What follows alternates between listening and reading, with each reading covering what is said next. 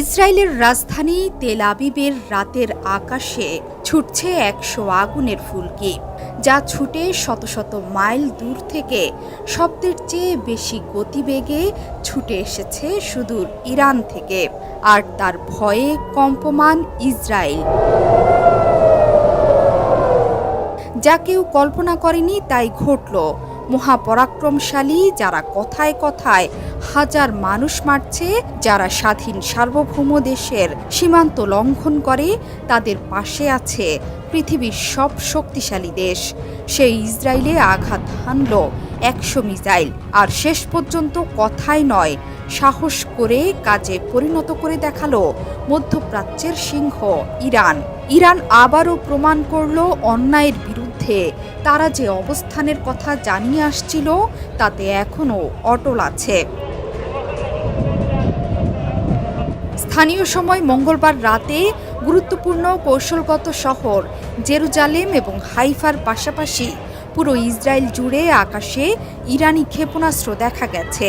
ক্ষেপণাস্ত্র হামলা শুরুর পরপরই ইসরায়েল জুড়ে সতর্কতা সাইরেন বাজতে শুরু করেছে। নিরাপদ আশ্রয়ের সন্ধানে ছুটছে ইসরায়েলিরা।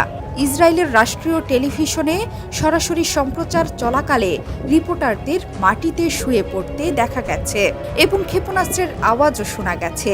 দখলদার সামরিক বাহিনী দাবি করেছে তারা এরই মধ্যে বেশ কয়েকটি ক্ষেপণাস্ত্র ভূপাতিত করেছে। তবে এই বিষয়ে বিস্তারিত কিছুই জানায়নি দখলদার বাহিনী। দেশের জনগণকে পরবর্তী নির্দেশ না দেয়া পর্যন্ত নিরাপদ এলাকায় অবস্থানের আহ্বান জানিয়েছে ইসরায়েলি সেনাবাহিনী। জর্ডানের রাষ্ট্রীয় বার্তা সংস্থা জানিয়েছে সাময়িকভাবে বিমান চলাচল স্থগিত করা হয়েছে। ইসরায়েলি আর্মি রেডিও জানিয়েছে বেন গুরিয়ন বিমানবন্দরে টেক অফ ও অবতরণ বন্ধ করা হয়েছে। ইরানের অভিজাত বাহিনী ইসলামিক রেভলিউশনারি গার্ডস কর্পস বলেছে হিজবুল্লাহ প্রধান হাসান নাসরুল্লাহর হত্যার প্রতিশোধ নিতে ইসরায়েলের ওপর হামলা চালানো হয়েছে। ইরানের ফার্স্ট নিউজ এজেন্সি জানিয়েছে আইআরজিসি বলেছে ইসরায়েলের ওপর ক্ষেপণাস্ত্র হামলাটি গত সপ্তাহে হিজবুল্লাহ প্রধান হাসান নাসরুল্লাহ এবং এ বছরের শুরুর দিকে হামাস নেতা ইসমাইল হানিয়ার হত্যার জবাব। এক বিবৃতিতে আইআরজিসি বলেছে ইসমাইল হানিয়া, হাসান নাসরুল্লাহ এবং নীল ফোরশানের শাহাদাতের প্রতিশোধ হিসেবে আমরা দখলকৃত ভূখণ্ডের মূল কেন্দ্রকে লক্ষ্য করেছি। জাতিসংঘে নিযুক্ত ইরানের মিশন সামাজিক যোগাযোগ মাধ্যমে এক পোস্টে তেহরান ইঙ্গিত দিয়েছে যে ইসরায়েলের উপর তাদের ক্ষেপণাস্ত্র হামলা সমাপ্ত হয়েছে।